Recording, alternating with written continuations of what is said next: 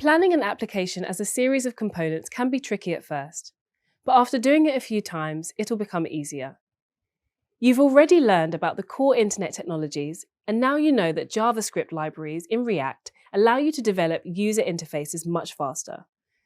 Isn't it cool that you can develop user interfaces so quickly? In this video, you will learn how the component hierarchy works in React.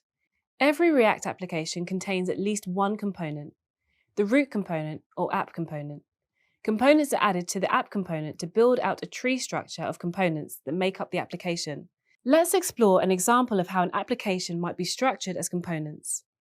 Suppose your application is a shopping list of items that need to be picked up from the grocery store. At the root, we have the app component. The app component has two child components, new item bar and shopping list.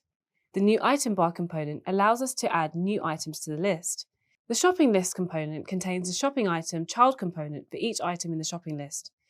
Even though the item itself might be different, such as chicken or noodles, it is displayed in the same manner as other items.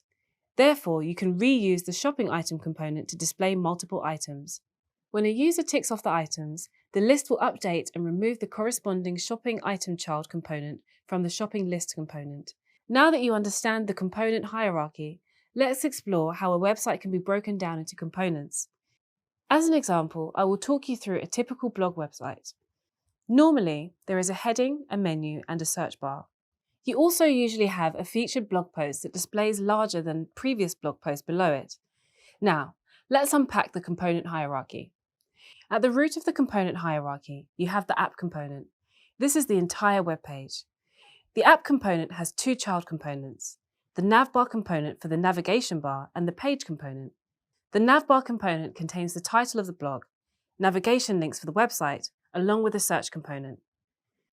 In the page component, we have three components, the main feature component and two instances of a small feature component. The main feature component displays a blog summary about a specific blog post. In the small feature component, there is a blog summary and a thumbnail component to display an image associated with the blog post. Notice that the small feature component is used twice.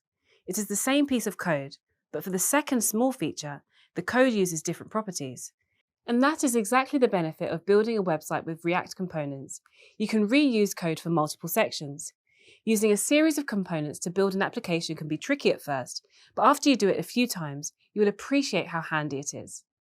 Good luck with planning your component hierarchies in React.